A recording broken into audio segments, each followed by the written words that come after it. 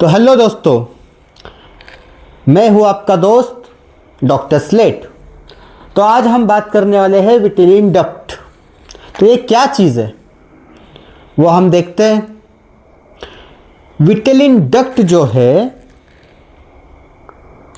वो एक ब्रिज है, यही समझो। दो रास्तों के बीच का ब्रिज है, ठीक है। दोनों रास्तों को कनेक्टेड करने वाला एक ब्रिज है। जैसे एम्ब्रियोनिक लाइफ में योक सैक और मिड गट को विटिलिन डक्ट ये ब्रिज की तरह अटैच होता है। लेकिन इसमें एक खेल है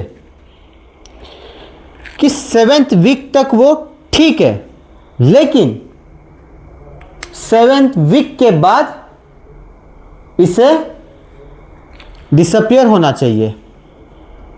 सो the vitelline duct is connected to midgut and yolk sac. So this is the bridge. So by 7th week it should get disappear, but unfortunately अगर किसी वजह से वो डिसअपियर नहीं हुआ, अगर वो डिसअपियर नहीं हुआ 7th वीक के बाद भी, तो क्या होता है? तो ये होता है, आओ मैं पढ़ाता हूं। What happen if doesn't disappear? आपको ये चीज याद रखनी है। DCFBM निमोनिक है, 3-4 बार पढ़ लोगे याद हो जाएगा। DCFBM, D stands for diverticulum, जिसे हम कहते हैं मिकल्स डाइवर्टिकुलम।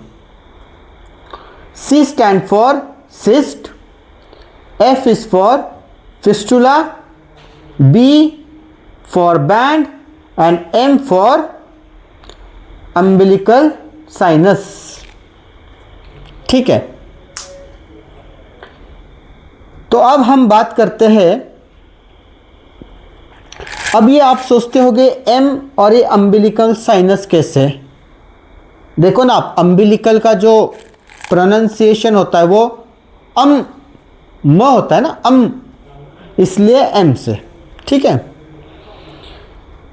नहीं तो और मुझे कमेंट में आएंगे कि सर M लिखा है और U से स्टार्ट होता है स्पेलिंग, तो ऐसे मत समझना, कभी कभी अपना भी दिमाग लगाना। अब बात करते हैं हम पहला वाला, ये मिकस डाइवर्टिकुलम। देखिए ये चीज़, अब पहले मैं बताता हूँ आपको कि ये है क्या चीज़।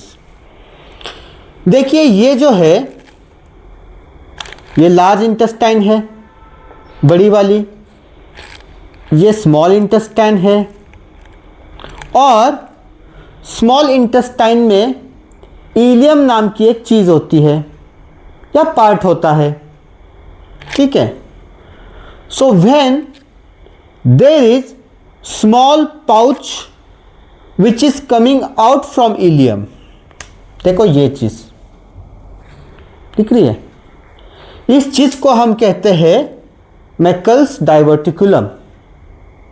बहुत इजी है, इसकी इमेज भी आती है, और this image is very high yield to your exams in NEET PG as well as in FMG। So students, this Meckel's diverticulum, it is most common anomaly you can find। अगर ये विटिलिन duct से अगर हम देखें तो इन 4-5 चीज़ों से ये वाली जो चीज़ है मिकल्स डाइवर्टिकुलम वो मोस्ट कॉमन है, ठीक है। एक पॉइंट हो गया जो कि इम्पॉर्टेंट है। और अभी ये चीज़ आपको एम्ब्रियोलॉजी से भी और सर्जरी से भी पूछा जा सकता है, और कभी कभी पीडियाट्रिक्स से भी पूछा जा सकता है। तो इतना हाई यील्ड है, आप समझिए। इसमें एक रूल है, उसका नाम है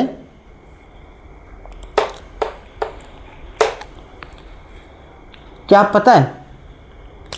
रूल ऑफ 2s है ये चीजें 5, तो आप s को 5 भी समझ सकते हैं। ठीक है, पहली चीज, पहला रूल, ये 2% पॉपुलेशन में देखा जाता है। ठीक है, सेकेंड, ये 2 इंचेस लॉन्ग होता है, इसकी जो डायमीटर है ये 2 इंचेस लॉन्ग है। थर्ड, ये 2 फीट फ्रॉम इलियोसिकल वॉल्व। ठीक है, 2 टाइप्स ऑफ एक्टोपिक म्यूकोसा इसमें होगा, एक होगा गैस्ट्रिक और दूसरा होगा पैनक्रियाटिक। और लास्ट वाला प्रेजेंट बिफोर 2 इयर्स। ये सबसे इंपॉर्टेंट है कि ये छोटे बच्चों में देखा जा सकता है। It is most common anomaly seen in छोटे बच्चे। तो इसकी जो इमेज भी होगी वो छोटे बच्चों की होगी। There can be image in which small baby can be shown which is before 2 years of old, and there can be diverticulum protruding out. So you have to understand it.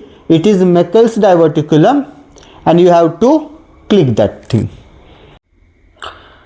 तो second type है विटिलिन cyst. अब देखिए, ये है abdominal muscle और ये है ilium जो कि इंटेस्टाइन। ठीक है, अब इसके बीच में जो है ये जो बनी है, ये बनी है सिस्ट।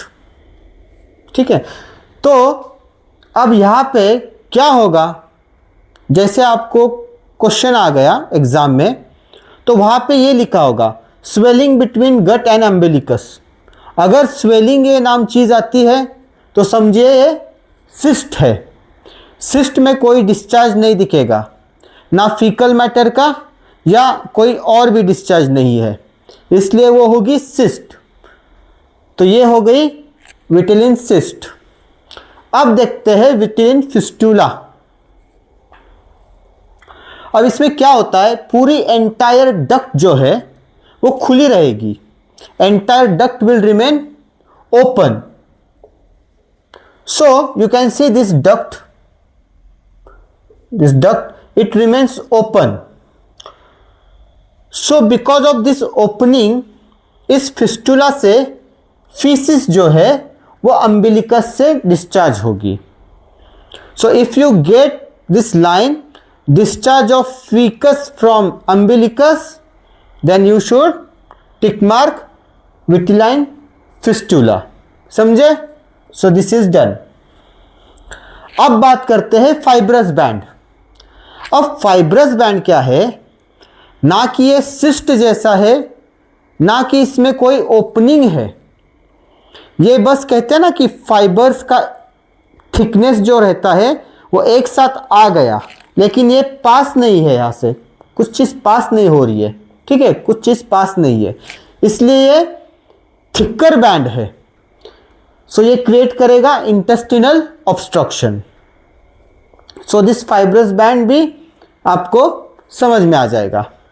अब देखते हैं अम्बिलिकल साइनस। अब जो ये अम्बिलिकल साइनस होता है वो डायरेक्ट अम्बिलिकस से ओपनिंग होगा, तो जितना भी जो भी डिस्चार्ज होगा that discharge will come from umbilicus.